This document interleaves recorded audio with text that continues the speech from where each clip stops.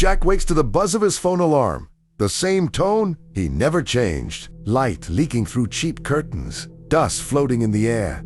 His room small and familiar, clothes on a chair, shoes by the door. Nothing unusual at all, his chest rising calmly.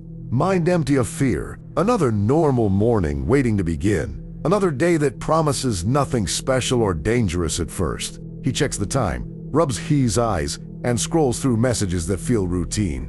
Missed calls from work, a reminder notification. Weather showing clear skies, Jack stretches and yawns, his body stiff but alive, the smell of stale coffee lingering. He thinks about deadlines and rent, unaware that this ordinary moment is fragile, balanced on rules he does not yet see. Jack showers quickly, warm water beaten against his shoulders, steam fogging the mirror. His reflection looks tired but real. No scars, no warnings, just a man preparing for work. He dresses, grabs his keys, and steps outside.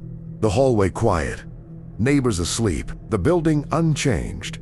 Every detail convincing him this world is stable and safe. The street greets him with morning traffic noise. Engines humming, distant sirens, people walking dogs, shops opening shutters. Jack breathes in cold air and feels grounded.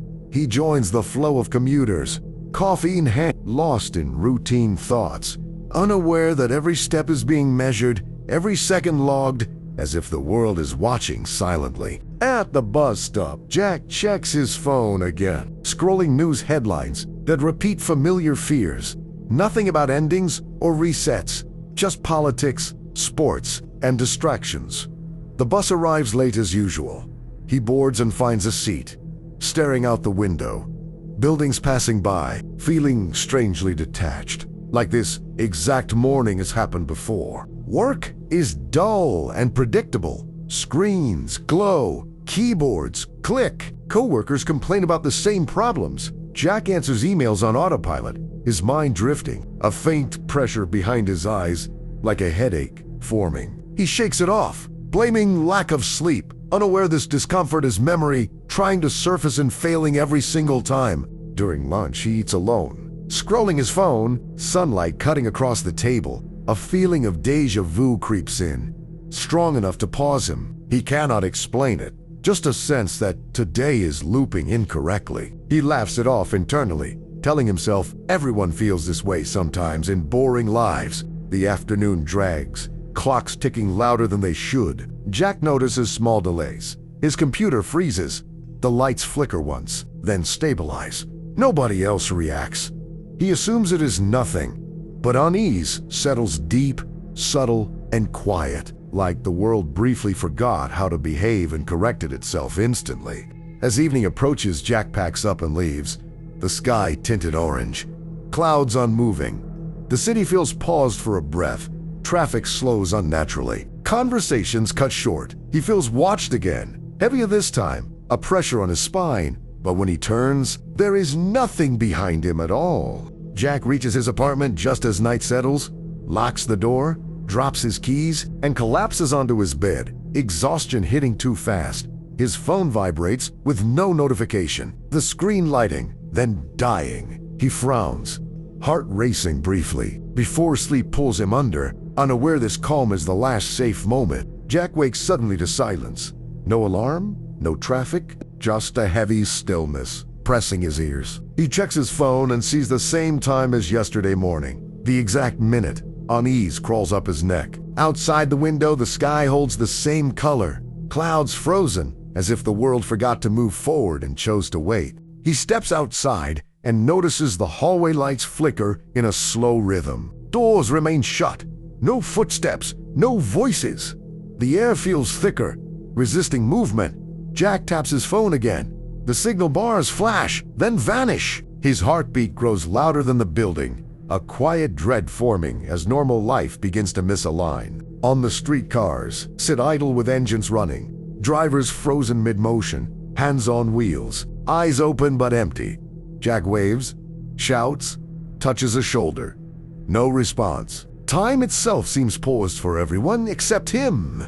Wind brushes past, yet nothing reacts. The world behaving like a scene waiting for a command. He walks faster, panic rising, footsteps echoing too sharply. Shops stand open with lights on, registers frozen mid-transaction. Coffee spilling endlessly from a tipped cup without hitting the floor. Jack stares in horror, reality bending without explanation. Logic unraveling as the environment repeats actions without progression or consequence. A distant siren begins to loop, rising and falling without approach, sound cutting through his thoughts.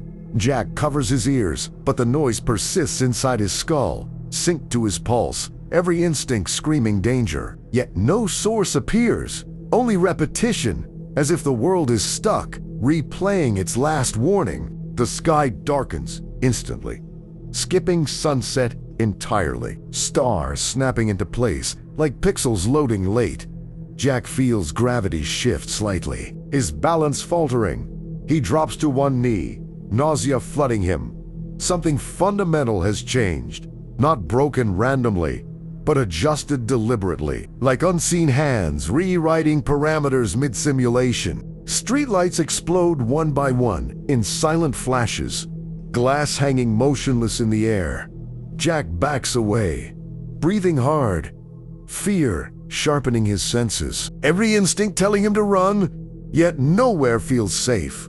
The city no longer alive, only active around him, responding exclusively to his presence. A low rumble rolls beneath his feet.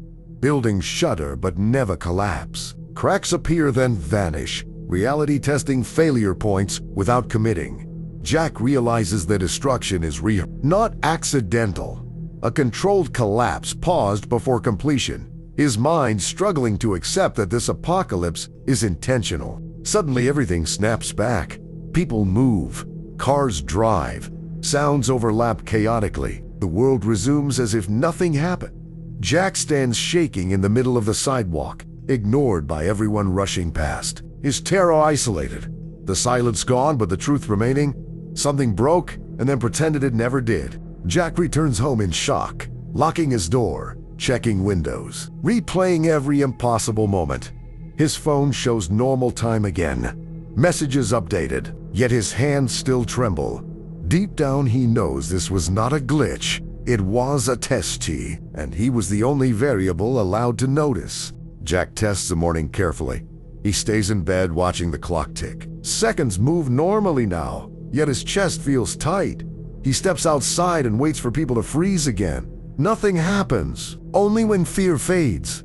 Does the air feel wrong? Like the world reacts to awareness itself? As if noticing the system causes it to observe him back more closely. He writes notes on paper instead of his phone, afraid of losing them. He marks times, places, sensations. The ink feels heavier than usual, grounding. Hours pass without incident. But the moment Jack decides today might be safe, a distant explosion echoes, resetting traffic lights and conversations around him without damage or explanation. Jack learns the pattern through discomfort.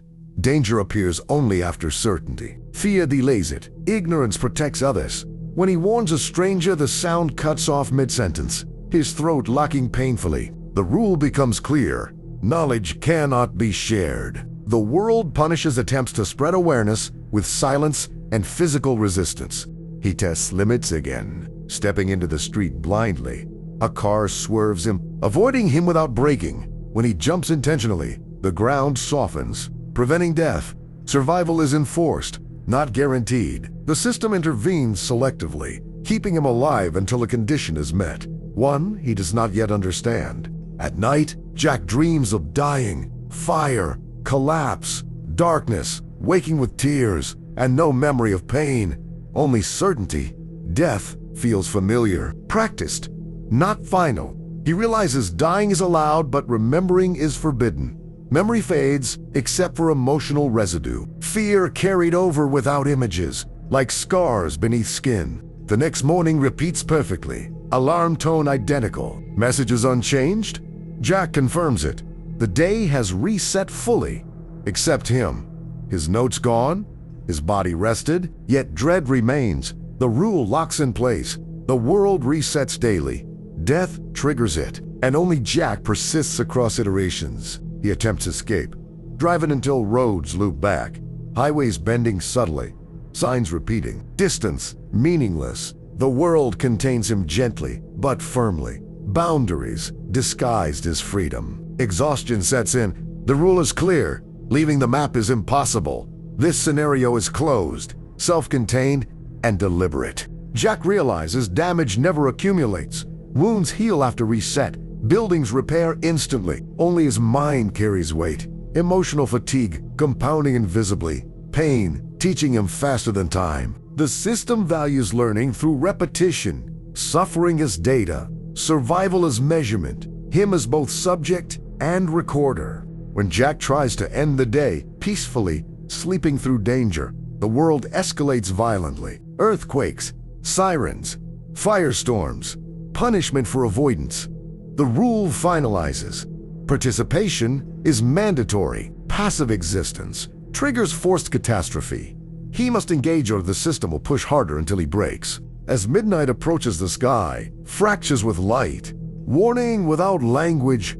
Jack understands now. The apocalypse is scheduled. Resets are inevitable.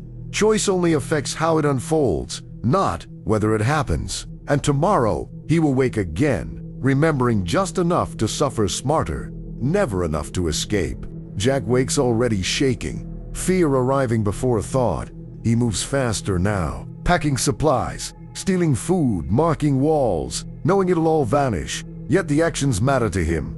Pain has taught speed. Hesitation costs lives. He tests timing, counting breaths, tracking danger windows, learning how long safety lasts before the world reacts and forces disaster to move closer. He runs, drills alone, climbing stairs, breaking locks, memorizing exits. His body adapts even when the world forgets. Muscle memory surviving resets imperfectly. Some days he is faster, others slower. Exhaustion stacking invisibly. The system allowing growth, but taxing him for it. Every improvement paid with fear, stress, and the knowledge that failure means dying again. Jack chooses risky paths now, stepping into collapsing zones early. Learning patterns. Fires spread the same way. Screams repeat. Explosions follow predictable delays. The apocalypse is scripted but reactive. He maps chaos inside his head, turning terror into roots, using death as rehearsal. Each resets sharpening instincts while dulling hope that escape exists at all. He saves people sometimes, dragging strangers from danger, watching them vanish the next day. Gratitude erased, bonds delete. The emotional cost heavier than dying. Jack learns not to attach, yet guilt lingers. The system permits heroism, but rewards nothing. Only data gathered from his choices. Suffering measured quietly as outcomes adjust around him. Pain becomes a language he understands. Burns worn faster than sight. Pressure shifts, predict collapse. Fear tunes, perception. Jack stops screaming when hurt, conserving breath, conserving focus. Death is no longer shocking, just disappointing. Another failed route logged internally. Another reset approaching. Another chance to try a smarter way through the same nightmare. He experiments with sacrifice, letting disasters take him sooner. Timing the reset, learning the exact moment awareness fades. There is always a second of silence, empty and cold, before waking again. That second terrifies him most because it feels observed, like confirmation that someone or something is checking results before loading the world again. Jack begins talking to the air, asking questions, daring the system to answer. Sometimes lights flicker, sometimes sounds distort, feedback without language. He laments, a broken sound. Realizing madness is another adaptation. Sanity bending to survive repetition. The system does not stop him, only records, only waits for the next decision to unfold. He tries doing nothing again, sitting still, refusing the game. The response is immediate. Buildings crumble closer, firestorms converge faster, punishment accelerating, forcing movement, forcing engagement. Jack understands now. Survival is mandatory participation. The apocalypse demands interaction. Data requires action, and apathy is treated as failure requiring correction. Jack starts planning long arcs, not single days, carrying intent across resets emotionally. Even when memory blurs, he focuses on one feeling: escape, rebellion, defiance. Something persists faintly, like an echo. He clings to it, hoping intention survives where facts do not. That desire itself might be the exploit hidden inside the rules. As the day nears its end, Jack stands on a rooftop, watching fire consume the city. Calm replaces panic. Adaptation complete for now. He is still human, still afraid, but sharper, more deliberate. Knowing tomorrow he will wake again, remembering fragments, ready to test the world harder. Even if every answer demands another death, Jack decides today will be different. Not safer, not smarter, just different. He ignores patterns and runs toward the heart of destruction. Buildings falling inward like lungs collapsing. Heat peeling the air. Screams looping. He reaches a center point where the city should not exist, where the ground hums softly. And for the first time, the world hesitates instead of attacking him. At the core, Jack finds nothing physical. No machine, no door. Only a pressure behind his eyes. Reality thinning like stretched glass. He feels watched more closely than ever. Every past death weighing on him at once. His knees buckle, and the sky pauses mid-collapse, as if the system did not expect him to arrive here alive or aware. A voice does not speak, but understanding floods him anyway. This world is not broken. It is repeating intentionally. Jack is not surviving by chance. He is the metric. Every fear, choice, and failure feeding adjustments. The apocalypse exists to test limits of cognition under stress, and Jack realizes he was never meant to escape, only to refine the scenario. Jack laughs weakly, asking why him? The answer arrives without words. He persists. Others forget, others reset clean. Jack carries residue, emotional data too stubborn to erase.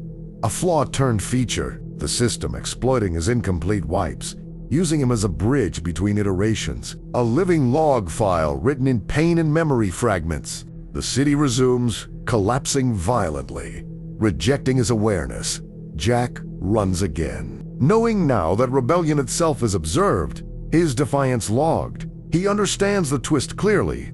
Death is not failure. Success is adaptation, and the only win condition is learning faster than the world can escalate. A race designed to continue until something finally breaks.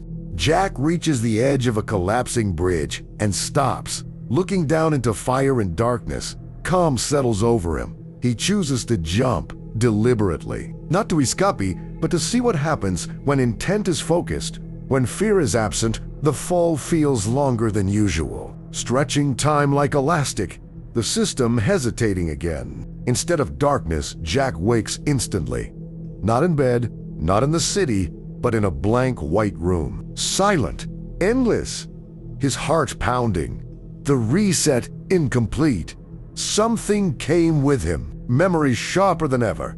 Pain intact. He stands alone knowing this should not be possible. The rules violated by choice rather than accident. Text appears in the air briefly, unreadable but heavy with meaning. The system recalibrating. Jack feels weaker and stronger simultaneously, like a variable pushed outside expected range. The world flickers, instability spreading, and he realizes his survival is now a problem, not a feature. The experiment destabilizing because he learned too much. The white room fractures, revealing countless versions of ruined worlds stacked endlessly. All similar, all resetting, all waiting. Jack understands the horror. There are more like him, glitches trapped elsewhere, each apocalypse tuned to a subject. An escape may only mean transfer, not freedom. A promotion deeper into the multiverse machinery. As everything collapses into light, Jack feels himself pulled backward, memory tearing apart, the city reforming, the alarm buzzing, the same morning returning, but something is wrong. His fear is gone, replaced by certainty. As Jack opens his eyes, he smiles faintly, knowing this time the world should be afraid of remembering him. Jack wakes again to the alarm, but something fundamental is missing. The fear does not rush in. The panic does not bloom. Instead, there is clarity, sharp and cold, like waking after a long illness. He sits up slowly, scanning the room, already knowing what will happen today.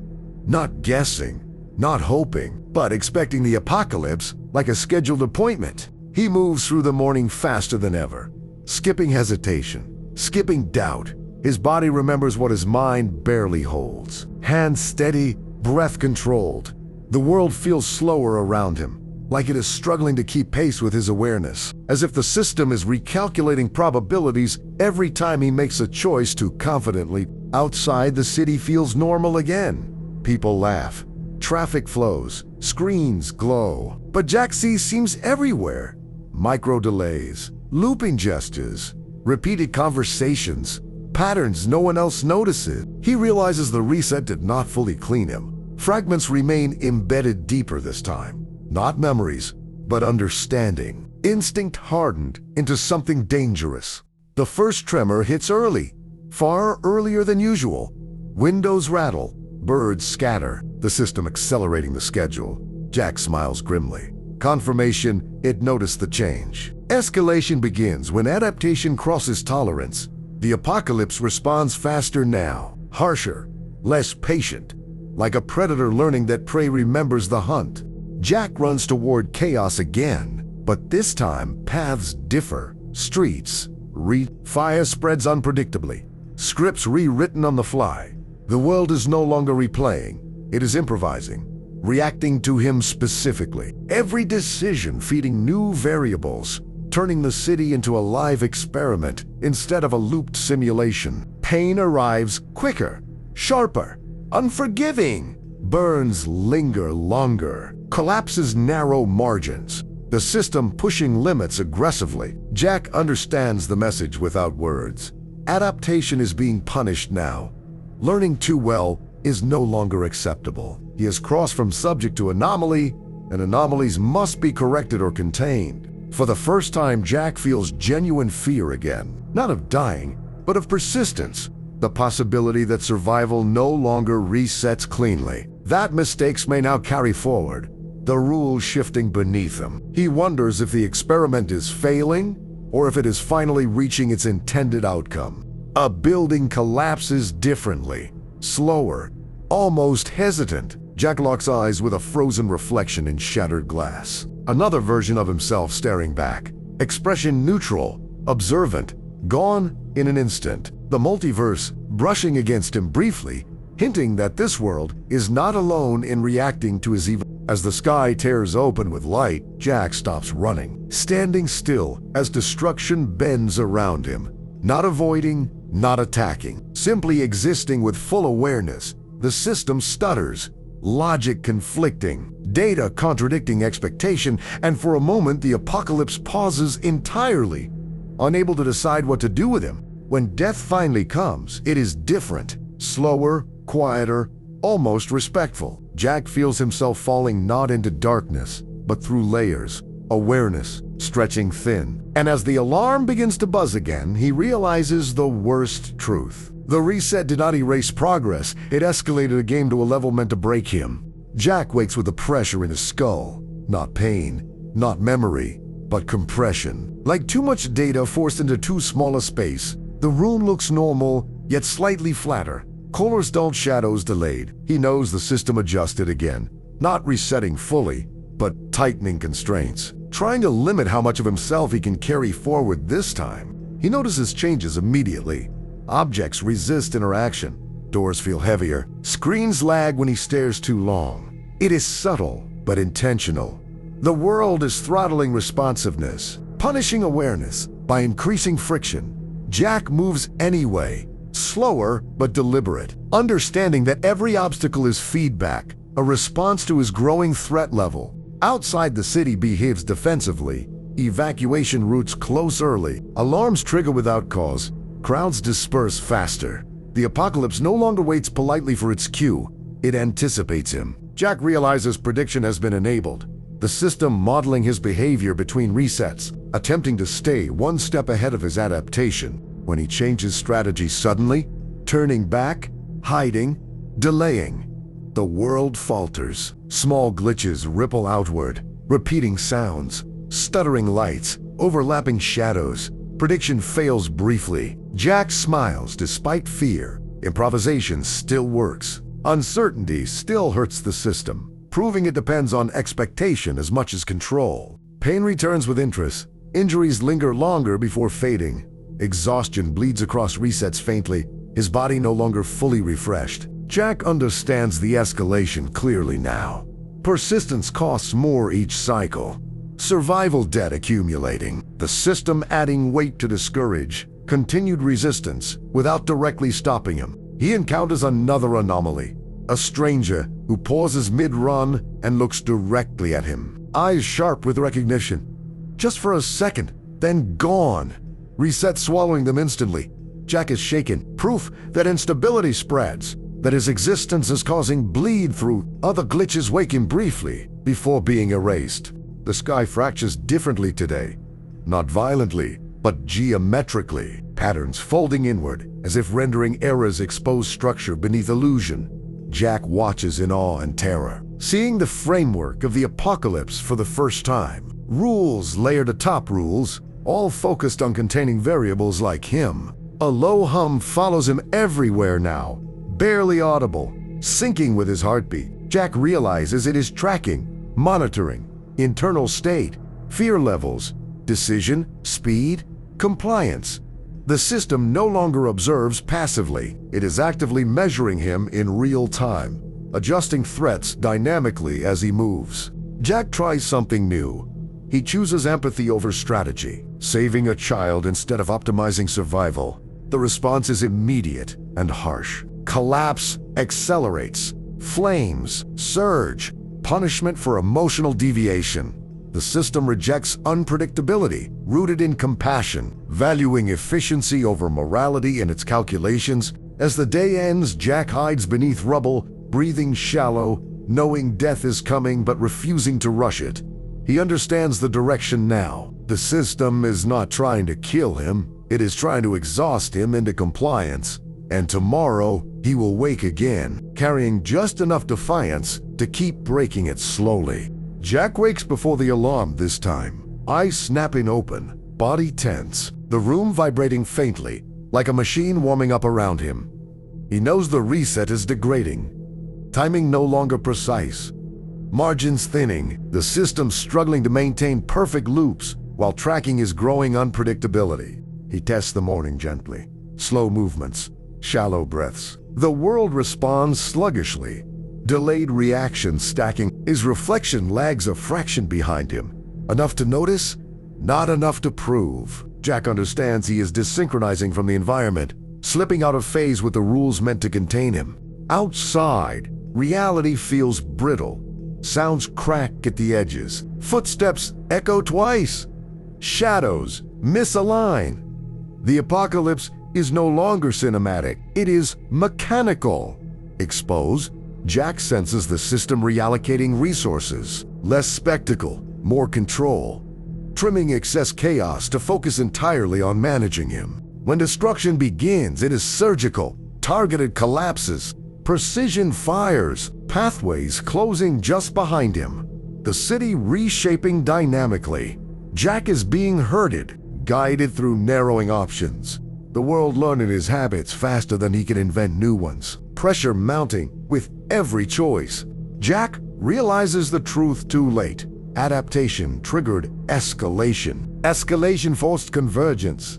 The system is steering him toward a solution point. Not escape, not victory, but resolution. A moment when his continued existence can be categorized, archived, or neutralized permanently. He resists instinctively, cutting across collapsing zones, taking irrational risks, embracing chaos. The system stutters again, unable to reconcile self-destructive choices with survival metrics. Jack bleeds limps, screams, but keeps moving, turning unpredictability into a weapon against prediction. A familiar sensation returns, the presence of watchers, heavier than ever, not distant now, but close, invasive.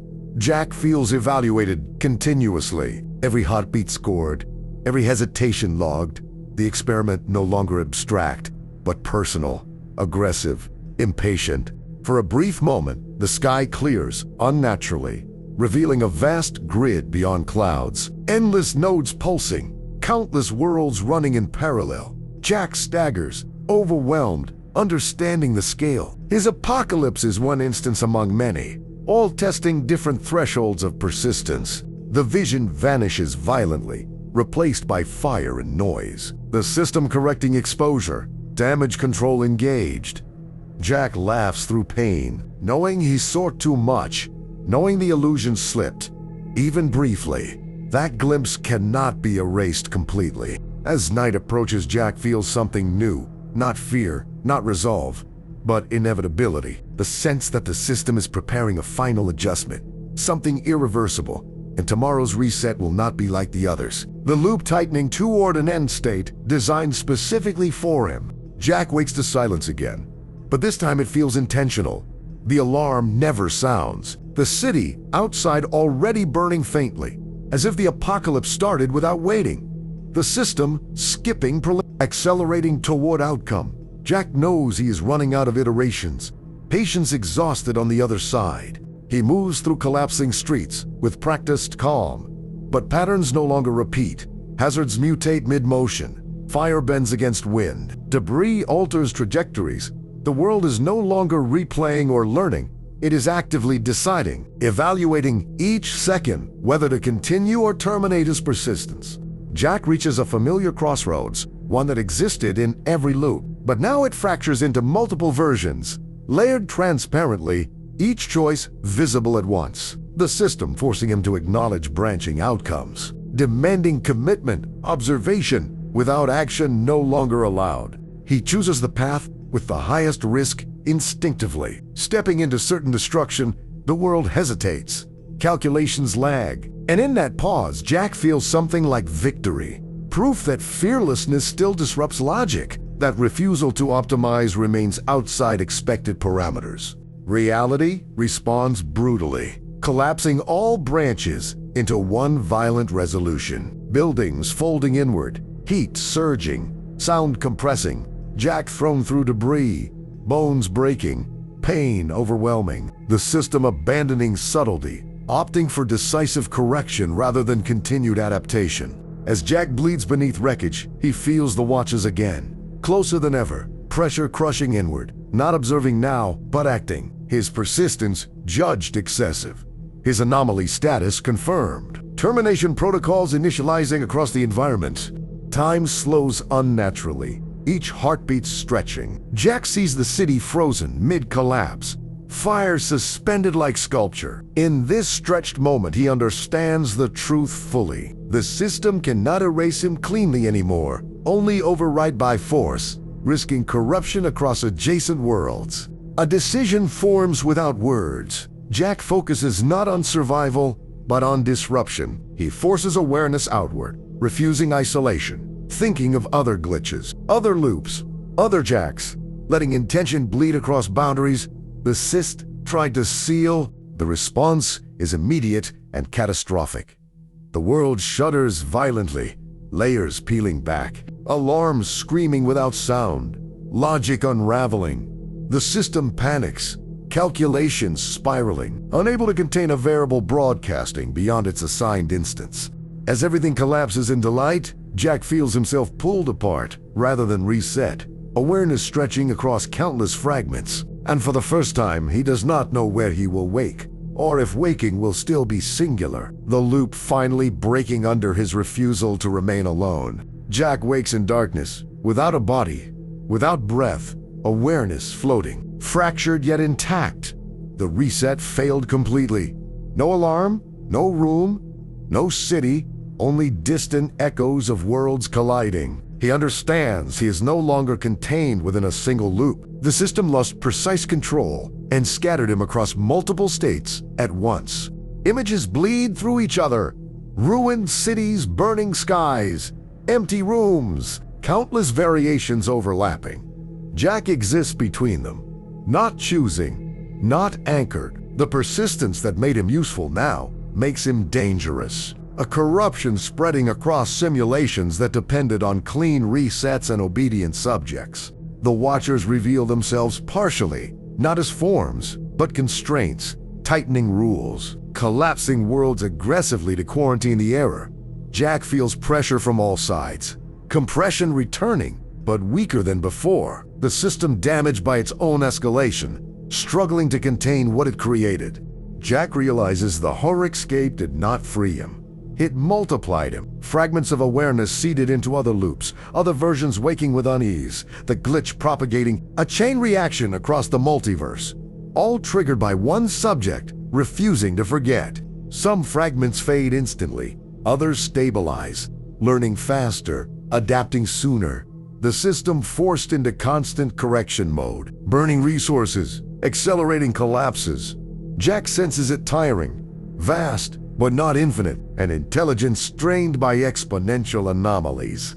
A choice emerges not offered but inferred: reintegration or annihilation. Collapse fragments back into a single controlled instance, or let instability spread until nothing functions. Jack understands both outcomes are loss, but one preserves the system at the cost of countless trapped minds. Each uses neither directly, instead focusing on connection, allowing fragments to resonate, not merge, not separate, but synchronize. Shared awareness without central control, a network instead of a subject, something the system was never designed to handle. The response is silence, then hesitation. Rules unable to classify distributed persistence, worlds pause mid-collapse, resets misfire, the system stalls. Logic loops back on itself. Jack feels relief, mixed with terror, victory without certainty, disruption without resolution. As fragments stabilize, Jack senses something new forming. Not freedom, but space. A gap between rules where awareness can exist without triggering correction. A narrow refuge carved from error, fragile yet real, born from refusal rather than permission. Jack does not wake again, not fully, not alone. Instead, he remains aware across quiet spaces between resets, watching countless worlds begin their days, knowing some will break Somi Wall loopy and some will remember him faintly. The proof that one anomaly was enough to change the multiverse forever.